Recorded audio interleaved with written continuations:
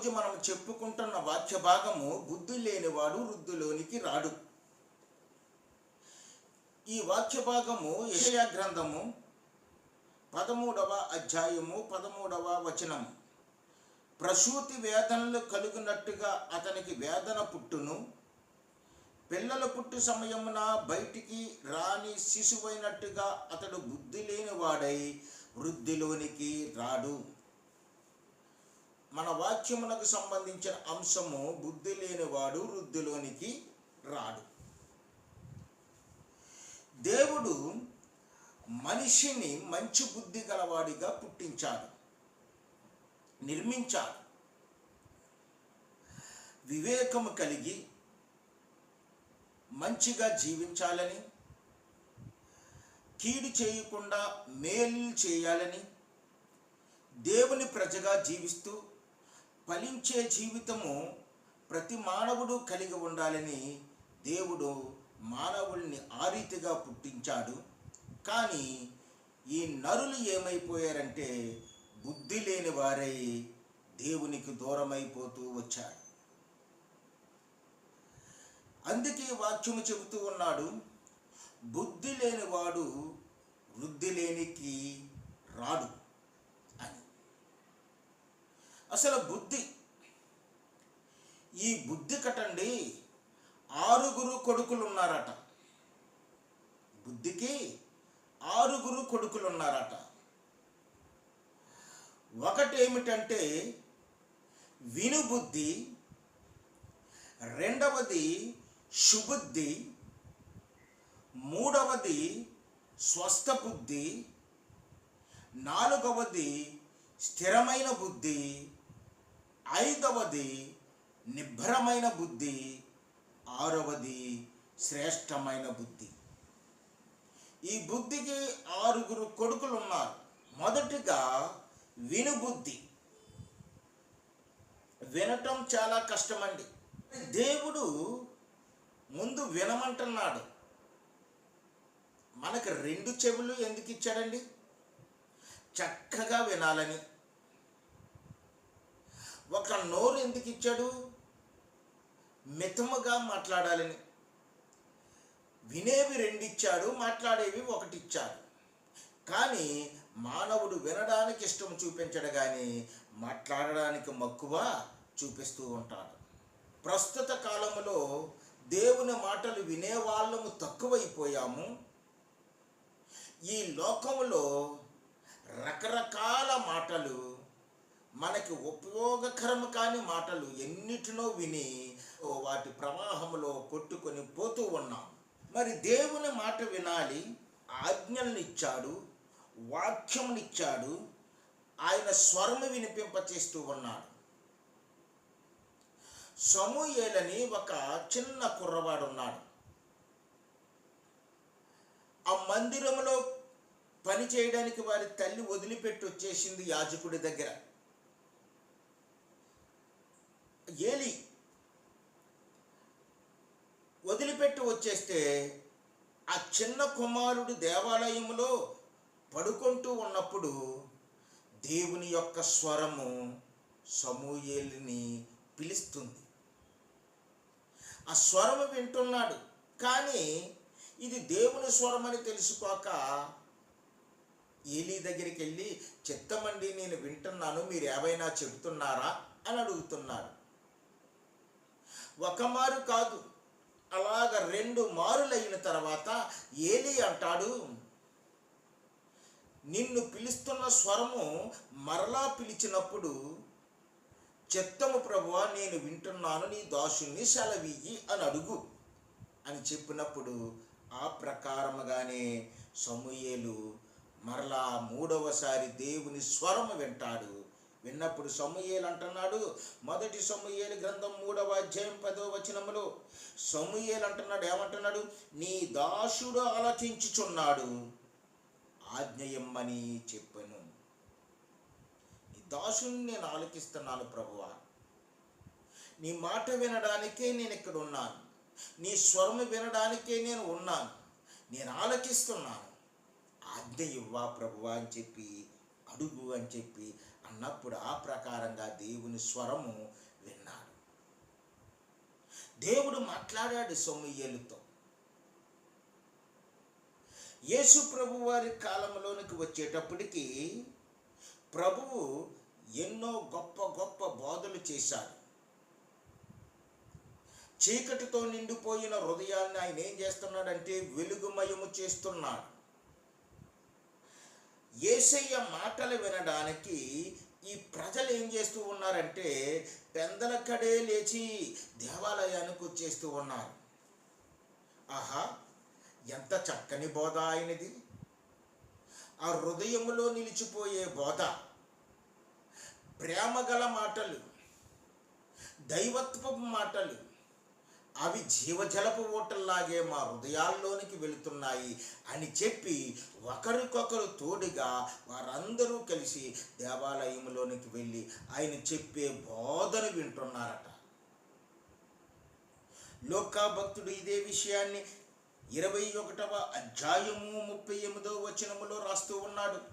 ప్రజలందరూ ఆయన మాట వినుటకు దేవాలయములో ఆయన యొద్దకు పెందలకడే వచ్చి చుండిరి. అంటే మొట్టమొదట వారు ఇంపార్టెంట్ దేనికి ఇస్తున్నారంటే దేవుడి స్వరము వినడానికి ఇస్తున్నారు. పెందలకడే లేచిన వెంటనే, మనమైతే లేచిన వెంటనే మనం ఆదర బాదర నాకు టీ ఎక్కడుంది, బెడ్ కాఫీ అని అడుగుతాం, బెడ్ టీ అడుగుతాం, బ్రేక్ఫాస్ట్ అడుగుతాం. కానీ ఈ ప్రజలు దేవుని రుచి చూశారు కాబట్టి వారు అంటున్నారు కదా, మనము ప్రభువు మాట వినడానికి పెందలకడే మందిరానికి వెళ్ళిపోదాము అని చెప్పి ఆ మందిరములోనికి వెళ్ళి దేవుని మాటలు వింటున్నారు. ఆ మాటలు విన్న వారి హృదయములో విశ్వాసము కలుగుతుంది. వారు విశ్వాసము ద్వారా ప్రభువును చూస్తూ ఉన్నారు. ప్రభువు వల్ల ఎన్నో మేలులు, ఆశీర్వాదాలు పొందుతున్నారు. దేవునికి స్తోత్రము కలుగును గాక. వినాలి. మనం వినటం వల్ల ఏమి కలుగుతుందంటే విశ్వాసము కలుగుతుంది. వినుట వలన విశ్వాసము కలుగుతుంది. ఇక రెండవదిగా చూసినప్పుడు సుబుద్ధి. సు అనే మాట మంచి లేదా బాగు అని అర్థం. బుద్ధి, మంచి బుద్ధి కలిగి ఉండటం. అన్ని విషయాల్లోనూ దేవుని హృదయాన్ని తెలుసుకొని జీవించాలి. దేవుడు హృదయము బాధ పెడితే నీకు మంచి బుద్ధి ఉన్నట్టు కాదు, నువ్వు సుబుద్ధివే కాదు. మనము తెలుసో తెలియకో ఆయన ఎదుట ఎన్నో పాపాలు చేస్తున్నామండి. ఆయన హృదయాన్ని బాధ పెడుతున్నాము, ఆయన మనసును గాయపరుస్తున్నాము. పొంది ఉన్న ఆ గాయాల్ని మరలా మరలా మనము రేపుతూ ఉన్నాము. దావీదు సమస్త విషయాల్లో సుబుద్ధిగా ప్రవర్తింపగా యెహోవా అతనికి తోడుగా ఉండెను అని చెప్పి ఆయన దేవుని వాక్యములో రాయించి ఉంచాడు. దేవుడు దావీదుని ఎందుకు ప్రేమించాడు? అంతగా ప్రేమించటానికి ఆయనలో ఏముంది అంటే సమస్త విషయాలలో సుబుద్ధి కలిగి ఉన్నాడు. మంచి బుద్ధిని ప్రదర్శించాడు. సౌలు తమురుకుపోతూ ఉన్నాడు. సౌలు ఒక గుహలో శంఖానువర్తి తీర్చుకోవడానికి వెళ్ళాడు. అదే గుహలో దావీదు ఉన్నాడు. దావీదుతో ఉన్న ఆ సైనికులు అంటున్నారు కదా, వచ్చిన వారు, దావీదా, ఈ తరుణము మించిపోతే మరలా రాదు, నీ శత్రువు నీ చేతిలోకి వచ్చేసాడు, ఇదిగో ఈట నీకు ఇస్తున్నాము, ఒక్క పోటుతో చంపి. దావీదు ఏమన్నాడో తెలుసా అండి? దేవుడు అభిషేకించిన వాడిని నేను ఎంత మాత్రమూ ముట్టను. అదే దేవుడు చూసిన గుణం. మనము కక్ష తీర్చుకోవాలని, కార్పణ్యాలు చూపించుకోవాలని, మనము మనుషుల్ని ఎంతో వేదనకు బాధకు గురి చేయాలని చూస్తూ ఉంటుంటాము. కానీ దేవుడు హృదయము కలిగిన మానవులు వారు మంచి బుద్ధిని చూపిస్తారు, సుబుద్ధిగా జీవిస్తారు, దేవుడు ఆ దావీదుని జీవించటానికి కారణం ఏమిటంటే సమస్త విషయాలలో సుబుద్ధిగా ప్రవర్తింపగా యెహోవా అతనిని తోడుగా ఉండి దీవించాడు. చాలామంది వంకర బుద్ధి కలిగి జీవిస్తూ ఉంటుంటాం. వంకర బుద్ధి. ఏదైనా మంచి మార్గంలోకి తీసుకెళ్ళిన వాడినే, ఆ మంచి మార్గంలోకి తీసుకెళ్ళాడు అనే కృతజ్ఞత లేకుండా మనం ఏం చేస్తూ ఉంటుంటామంటే వాడికే వెన్నుపోటు పడాలని చూస్తూ ఉంటుంటాం. నేను చాలామందిని ఇలాంటి వారిని చూశాను. మేలు చేశాను, మేలు చేసినప్పుడు వారు నాకు మేలుకు మేలు చేయలేదు, కానీ వారు నేను వెళ్ళిన ప్రతి చోట, నేను తీసుకెళ్ళిన ప్రతి చోట వారు సాతాను యొక్క ఆలోచనను పెట్టి ఆ సాతాను ఆలోచన ద్వారా సేవా పరిచర్యను పాడు చేయాలని చూశారు. ఇక్కడ చూస్తే ఈ మంచి బుద్ధి కలిగి ఉండటము అది దేవుడికి ఎంతో ఇష్టమండి. కర్మేలులో నాబాల్ అనే ఒక వ్యక్తి ఉన్నాడు. అతను ఎలాంటి వాడు? మోటువాడు, మొరుటువాడు, దుర్మార్గుడు, పచ్చి తాగుబోతు కూడా. తన ఆపోజిట్లో ఈ నాబాలు యొక్క భార్య ఉంది. ఆమె పేరు అబీగయాలు. ఈ స్త్రీ సుబుద్ధి గలదై రూపసి అయి ఉండెను. దావీదు ఏం చేస్తున్నాడు?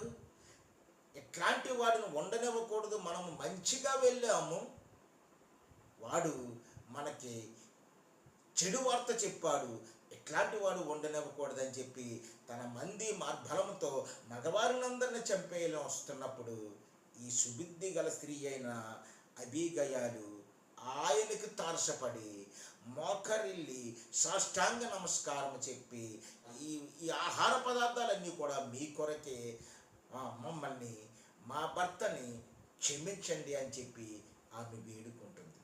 సామెతల గ్రంథము ఒక మాట అంటుంది, 13వ అధ్యాయము 15వ వచనములో, సుబుద్ధి దయను సంపాదించును, విశ్వాసఘాతకుల మార్గము కష్టము.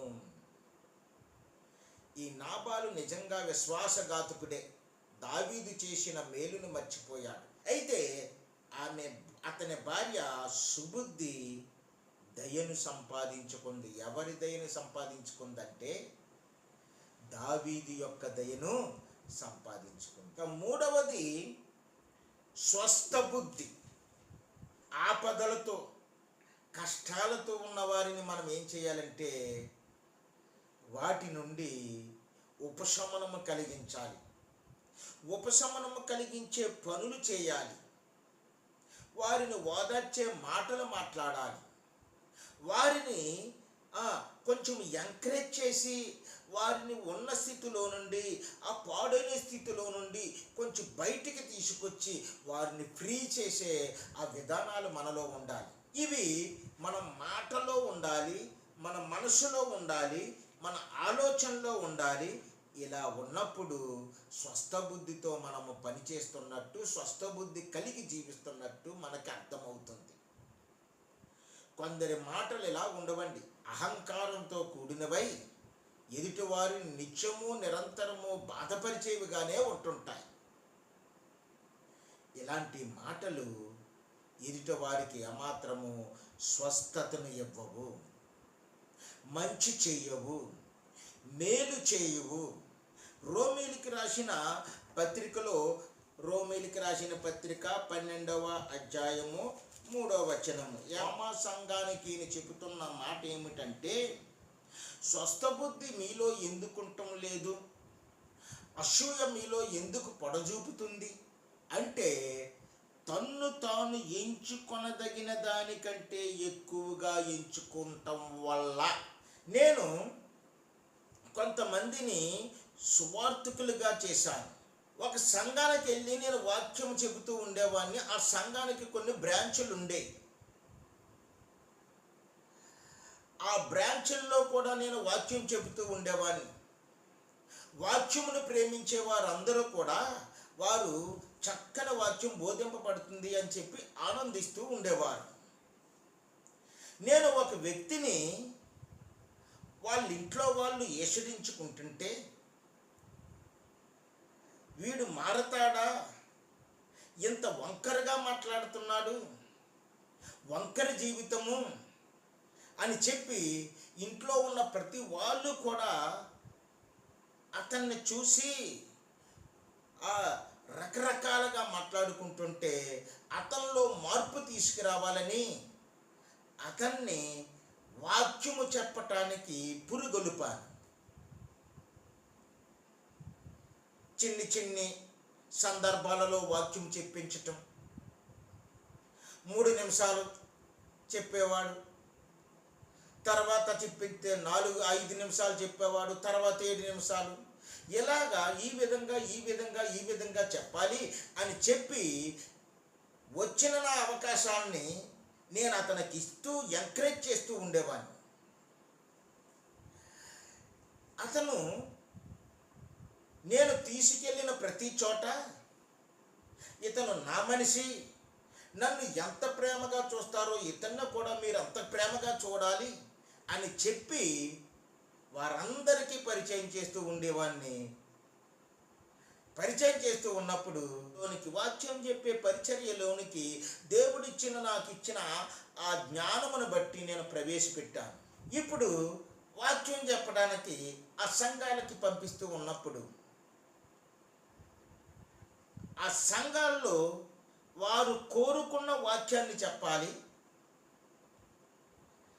ప్రార్థన అంటే ప్రార్థన కోసమే చెప్పాలి, ఆరాధన అంటే ఆరాధన కోసమే చెప్పాలి, బల్ల వర్తమానం అంటే బల్ల కోసమే చెప్పాలి. కానీ ఇతనేం చేసేవాడట, ఇష్టానుసారమైన వాక్యం చెప్పేసేవాడట. చెప్పేస్తే అక్కడ వాళ్ళు, బ్రదర్ మీరు తీసుకొచ్చారు కదా, ఆయన ఈ వాక్యమునకు బదులు ఆ వాక్యం చెబుతున్నాడు, ఆ వాక్యమునకు బదులు ఈ వాక్యం చెబుతూ ఉన్నాడు, మీరు కొంచెం చెప్పరా అంటూ ఉండేవారు. ఏమండి, నేను ఎవరినైనా తీసుకుని వెళ్ళినప్పుడు, మీరైనా సరే ఎవరినైనా తీసుకుని ఒక చోట పెట్టినప్పుడు మా వాడి పనితీరు ఎలా ఉందని అడగరా? ఇతని దగ్గర డబ్బులు తినమరిగిన కొంతమంది ఆ విషయాన్ని, బ్రదరు మీరు వాక్యం చెబుతుంటే ఎలా చెబుతున్నారు అని ఎంక్వైరీ చేస్తున్నాడట అని చెప్పి వాళ్ళ కుటుంబంలో ఉన్న వారికి చెప్పాడట. వాళ్ళు మేతగాళ్ళు అయిపోయారు, వాక్యము కంటే ధనమును ప్రేమించేవారుగా అయిపోయారు. వాళ్ళకి ఏ బుద్ధి లేదు, స్వస్థ బుద్ధి లేదు. వాడిలో ఏ రోగం ఉందంటే ఎదుటివాడిని ఉపయోగించుకొని పెడమార్గంలోకి తీసుకుపోయే రోగము వాడిలో ఉంది. ఆ వ్యక్తి నా వలన వాక్యం చెప్పడానికి వచ్చాడని చెప్పుకోడు, కానీ నన్ను ద్వేషిస్తాడు, దూషిస్తాడు. ఇంకా అంటాడు కదా, నేను చెప్పిన వాక్యము ఎవరికీ నచ్చదట, పాస్టర్లకు నచ్చదట, అందరూ నా వాక్యాన్ని బాగాలేదు అంటారట అని చెప్తూ ఉంటుంటాడు. స్వస్థ బుద్ధి లేని వారి నోట ఇట్లాంటి మాటలే సాతానుడు పెడతాడు. సామెతల గ్రంథం ఏమంటుంది? 6వ అధ్యాయము 12వ వచనము, కుటిలమైన మాటలు పలుకువాడు పనికి మాలిన వాడును దుష్టుడినై ఉన్నాడు, వాడిలో స్వస్థ బుద్ధి కొంచెమైనను లేదు. ఎందుకంటే వాడు హృదయము కుటిలత్వంతో నిండిపోయింది. వాడు పలికే ప్రతి మాట పనికి మాలిన మాటగానే ఉంటుంది. ఆ పనికి మాలిన మాటలు పలికిన వాడిని దేవుడు ఏమని ముద్రేస్తున్నాడంటే వాడు దుష్టుడు అని ముద్ర వేస్తున్నాడు. గయాల్లో ఉంది స్వస్థ బుద్ధి. అయ్యా, నా యజమానుడు వట్టి పనికి మాలిన వాడు, నీ దాసురాలిని నన్ను క్షమించి ఇదిగో ఈ ఆహారము, ఇదిగో ఈ పానీయము స్వీకరించండి. ఇక 4వది స్థిరమైన బుద్ధి కలిగి ఉండాలి. చాలామంది ఆలోచనలు స్థిరముగా ఉండవు. ఈరోజు ఇది, మరో రోజు ఇంకొకటి. తారుమారు తారుమారు జీవితాలు జీవిస్తూ ఉంటుంటారు, తారుమారు బ్రతుకులు బ్రతుకుతూ ఉంటుంటారు. స్థిరముగా ఉండరు వారు ఎప్పుడూని. మరి ఈ స్థిరమైన బుద్ధి ఎలాగొస్తుంది? ఎలాగొస్తుందంటే వారు విశ్వాసములో బాగా పాతుకున్నప్పుడు స్థిరులై నిలబడతా ఉంటుంటారు అన్నమాట. స్థిరమైన వారుగా ఉంటారు. కొందరు చంచలమైన మనసుతో, అటువంటి స్వభావంతో జీవిస్తూ ఉంటుంటారు. వాటిలో స్థిరమైనది ఏమాత్రము ఉండదు. గొప్ప గొప్ప భక్తులు, గొప్ప గొప్ప ప్రవక్తలు స్థిరమైన మనసు లేక ఎన్నో బాధలు పడ్డారండి. యోనా అనే ప్రవక్త ఉన్నాడు.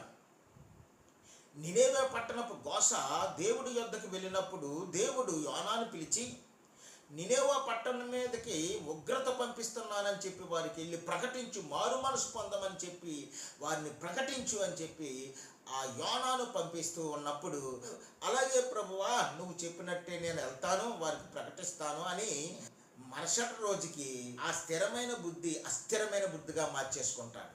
తర్షీసు వాడికి ఆ తర్షీసుకి వెళ్ళిపోవడానికి సిద్ధపడి వాడలో ప్రయాణం చేస్తూ ఉంటుంటాడు.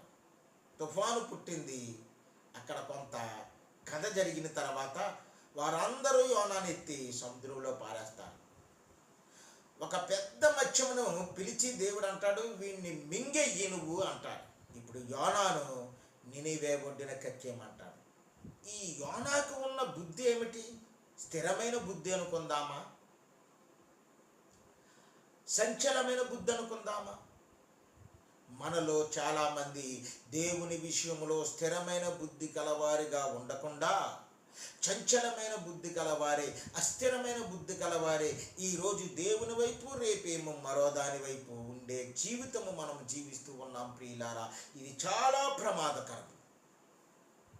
స్థిరమైన బుద్ధి మనము కలిగి ఉండాలి. స్థిరమైన బుద్ధి. దావీదు స్థిరమైన బుద్ధి లేక ఎన్నో చిక్కుల్లో చిక్కుకొని చివరికి దేవుణ్ణి ప్రాధేయపడుతున్నాడండి. దావీదు దేవుడికి హృదయానుసారుడే. దావీదులో ఉన్న గొప్ప గుణం ఏంటంటే అండి, ఏదైనా చిన్న తప్పు చేసినా, చిన్న పాపం చేసినా, దేవుడి మార్గానికి నుండి తొలగిపోయినా వెంటనే అమ్మో నేను దేవుని మార్గంలో నుండి తొలగిపోయానే అని చెప్పి మేల్కొనేవాడు. దేవుడి దగ్గరికి వెళ్ళి ప్రభువా ప్రభువా నేను తప్పు చేసేసాను ప్రభువా, నన్ను క్షమించే ప్రభువా, క్షమించే ప్రభువా అని ప్రాధేయపడతా ఉండేవాడు.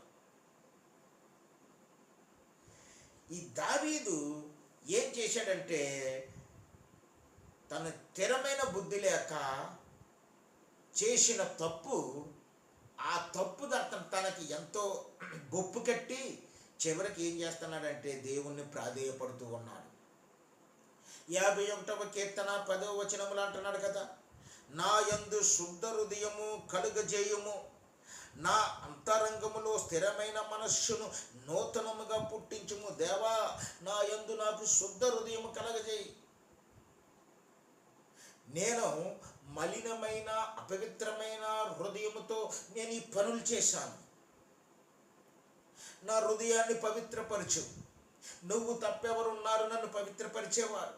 నువ్వు తప్ప ఎవరున్నారు నా పాపాలను కడిగేవారు? శుద్ధ హృదయము నాలో కలిగించి ప్రభువా, మరలా మరలా నేను పాపములో జారిపోకుండా మంచి హృదయము నాకు దయచేయి, పవిత్ర హృదయము నాకు దయచేయి. అంతేకాకుండా నా అంతరంగములో స్థిరమైన మనసు, స్థిరమైన బుద్ధి.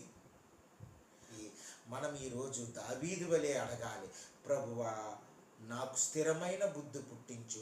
పాపమును చూసి చలించకుండా, పాపమును చూసి జరగకుండా, పాపమును చూసి జారిపోకుండా నేను స్థిరమైన విశ్వాసముతో నీ కొరకు నిలబడే బుద్ధిని నాకు ఇవ్వా అని చెప్పి మనము ప్రభువు వైపు చూసి ఆయనలో బలపడినప్పుడు మనము నిజముగా ఆ స్థిరమైన బుద్ధితో ప్రభువుని మహిమపరుస్తాం. ఇక 5వదిగా నిబ్బరమైన బుద్ధి.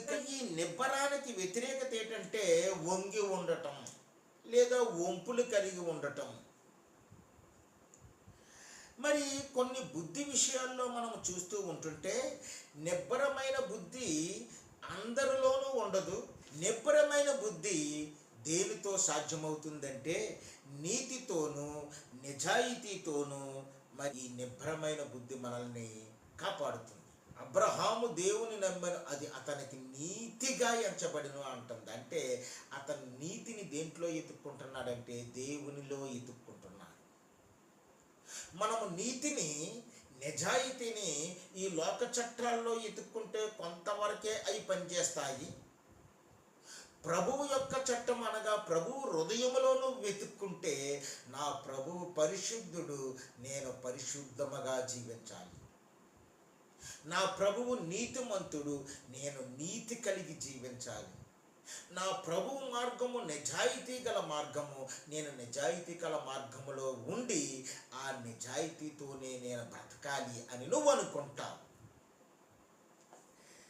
మరి ఈ బుద్ధి లేని వారు ఏం చేస్తూ ఉంటుంటారంటే వంకర త్రోవలు కల్పించుకుంటూ ఉంటుంటారు, వంకర ఆలోచనలతో నడిపింపబడుతూ ఉంటుంటారు, వంకర జీవితమే వారికి ఆస్పాదమైపోతూ ఉంటుంటుంది.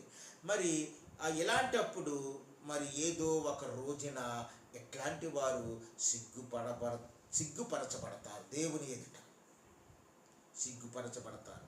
కీర్తనాకారుడు అంటాడు 27వ కీర్తన 14వ వచనములు అంటున్నాడు కదా, ధైర్యము తెచ్చుకొని నీ హృదయమును నిబ్బరముగా నుంచుకొనుము, యెహోవా కొరకు కనిపెట్టుకొని ఉండుము అంటున్నాడు. 2 మాటలు ఇక్కడ కీవర్డ్గా మనం తీసుకుంటే, మన హృదయాన్ని నిబ్బరముగా ఉంచుకోవడానికి మనకు ప్రభువు ఇచ్చే ధైర్యము కావాలట. ప్రభువు ఎన్నో మార్లు చెప్పాడు, భయపడకుడి భయపడకుడి భయపడకుడి. బైబిల్లో పరిశుద్ధ గ్రంథంలో ధైర్యముగా ఉండిడి.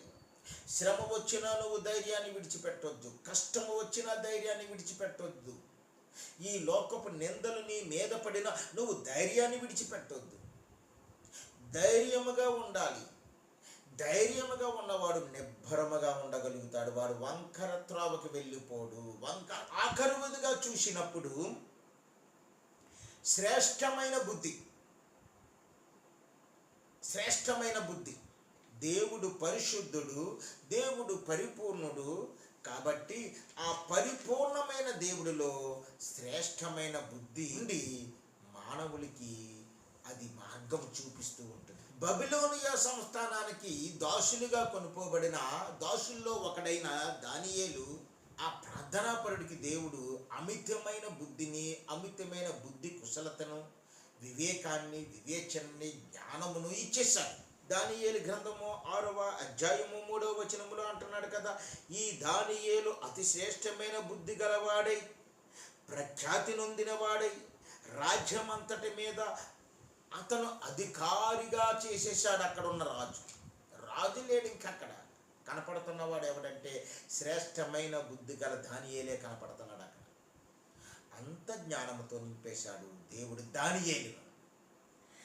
ఈ దానియేలు ఆ రాజుకు వచ్చిన ప్రతి విధమైన కళను విడమర్చి చెప్పి, దేవుని పిల్లలు అంతకంతకు శ్రేష్టమైన బుద్ధి కలిగి ఉండాలి.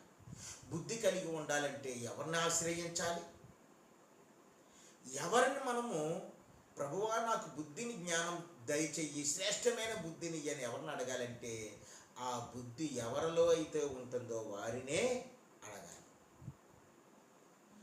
కొలస్సీలికి రాసిన పత్రికలో అన్నాడు కదా, ఇందాక చెప్పింది, బుద్ధి జ్ఞానములు సర్వ సంపదలు క్రీస్తులోనే ఉన్నాయి. కాబట్టి నువ్వు దేవుని పిల్లలు అంతకంతకు దేవుని స్వరూపంలోకి మారినప్పుడు శ్రేష్టమైన బుద్ధి వచ్చేస్తుంది.